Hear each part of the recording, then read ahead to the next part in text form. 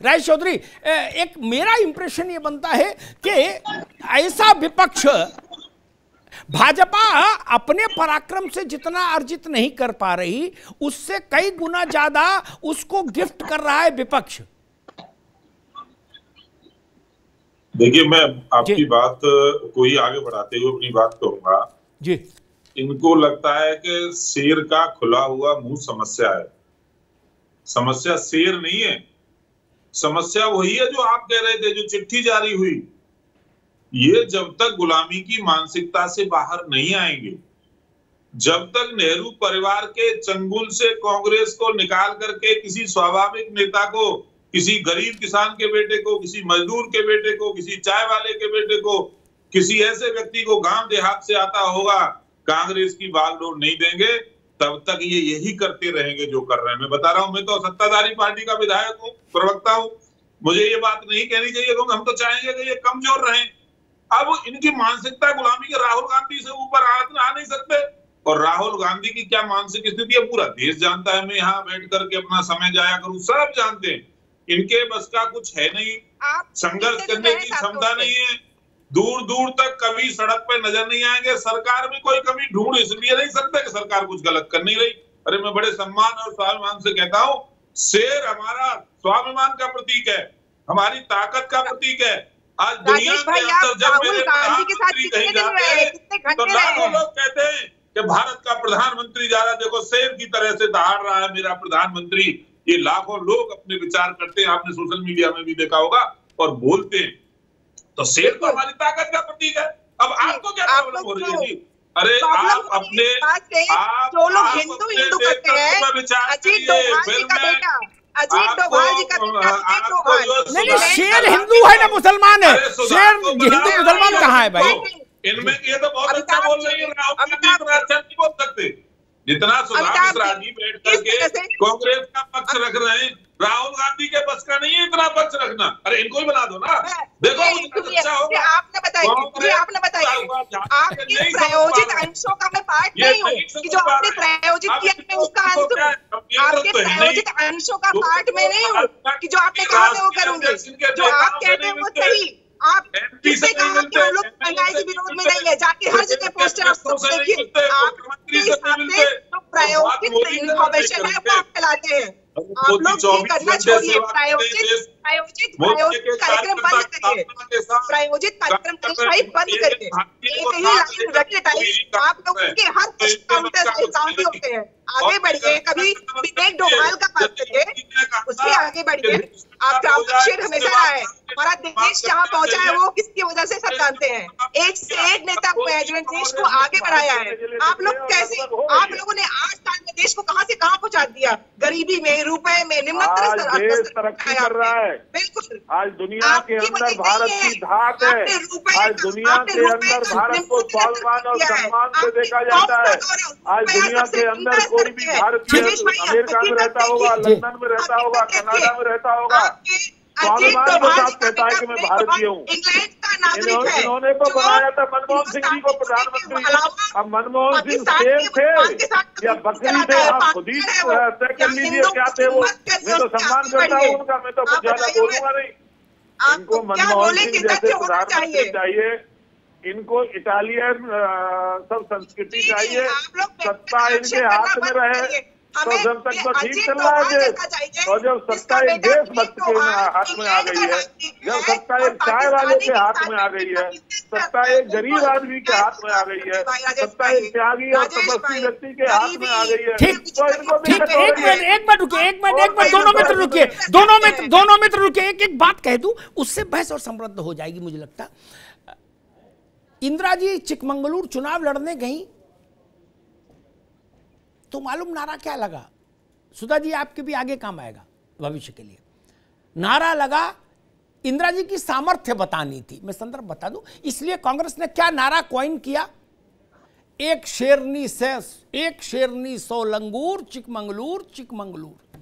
ये क्यों नहीं कहा एक कोयल 100 लंगूर? ये भी बना सकते थे।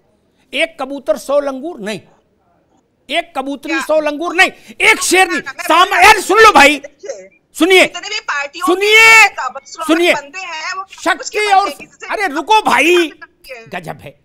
जब भी भारत में किसी की शक्ति और सामर्थ्य, नेतृत्व क्षमता बतानी हुई, 71 में क्या क्या कहा गया? इंदिरा जी की सिंह गर्जना सुन के पाकिस्तान में ये 2 टुकड़े हो गए।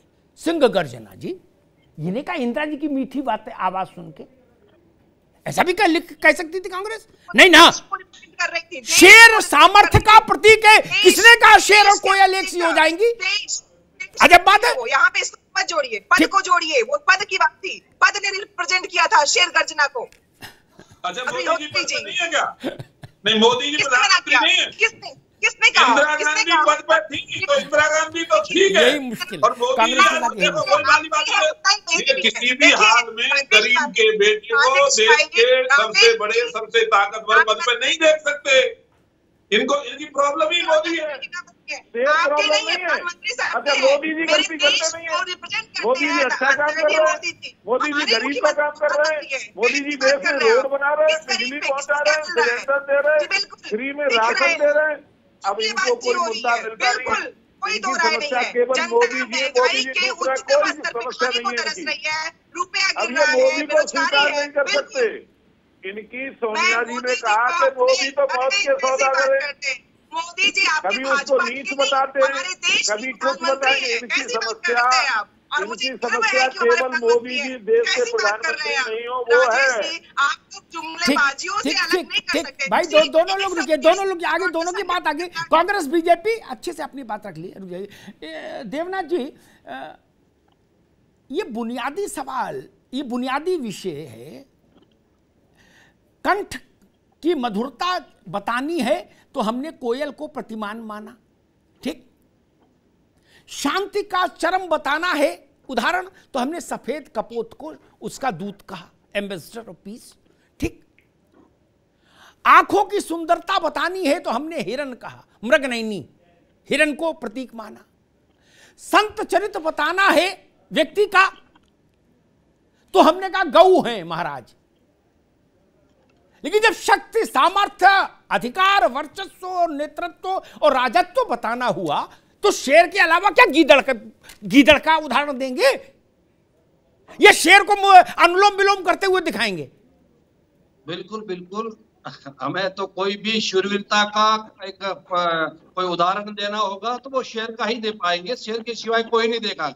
आप गाय का नहीं देंगे या बैल का नहीं देंगे या कोयल का नहीं, किसी का भी देंगे। अगर आपको शूरवीरता का कोई चिन्ह बताना है तो वो आप शेर को ही बताएंगे। मुझे लगता है कोई भी कार्य हताशा के अंदर नहीं होना चाहिए। कोई भी निर्णय या मेरी भाषा, मेरा स्टेटमेंट हताशा में कभी नहीं होना चाहिए। क्यों? चाहे वो घर हो, चाहे अपना गांव हो, चाहे अपना देश हो, हताशा के अंदर कभी भी कोई निर्णय नहीं लेना चाहिए, कभी स्टेटमेंट नहीं देना चाहिए। क्यों? कि हमारी हताशा, हमारा स्टेटमेंट, हमारी जबान 2 मिनट के लिए होती है, लेकिन हमारे राष्ट्र को कितना वो कमजोर करती है। हमारे राष्ट्र को बनाने में हम लोगों ने कितनी मेहनत की होगी, हमारे पूर्वजों ने कितनी मेहनत की होगी, लेकिन हम हमारी भाषा से, हमारी जबान से अगर राष्ट्र को कमजोर करते हैं, मुझे लगता है इससे बड़ा कोई पाप हो नहीं सकता। इसलिए भी कोई भी कभी भी बोले तो हमेशा के लिए सोच विचार के बोले, और सोच आपका बोला हुआ राष्ट्र को कितना फायदा करता है या कितना नुकसान करता, ये जरूर सोचें। चेहर खुले मुंह है चाहे मुंह बंद है, लेकिन आप पहले वो सोचें कि अगर हम ये बोल रहे हैं तो हमारे राष्ट्र के प्रति इसका कितना फायदा है और हमारे राष्ट्र को नुकसान कितना है। पार्टियां हैं वो आती हैं, जाती हैं, बनती हैं, बिगड़ती है, और सत्ताएं हमेशा किसी की रही है नहीं और रहने वाली भी नहीं है। लेकिन हमारी भाषा के ऊपर हमेशा कंट्रोल होना चाहिए, क्योंकि हमारी ऐसी भाषा नहीं होनी चाहिए कि हमारे राष्ट्र को नुकसान पहुंचे। ठीक बात। आलोक जी, एक हमने कुत्तों के मुंह पर जाली बंधी देखी, घोड़ों के मुंह पे देखी, गधों के मुंह पे देखी, ठीक। शेरों के मुंह पर, वैष्णो देवी जाइए, खच्चर जो चलते हैं उनके मुंह पे बंधी होती है। क्या घोड़ों के पट्टा भी बनता है ताकि दृष्टि सीधी रहे। शेर के मुंह पर मास्क नहीं लगता। कभी आपने देखा कि पट्टा बांध के शेर को गाय में तब्दील करके बैठा दिया उकलू कहीं? ऐसा कोई चित्र देखा क्या? शेर अगर शेरत अपने सिंह तत्व में नहीं दिखा तो उसके सिंह होने पर प्रश्न खड़ा हो जाएगा।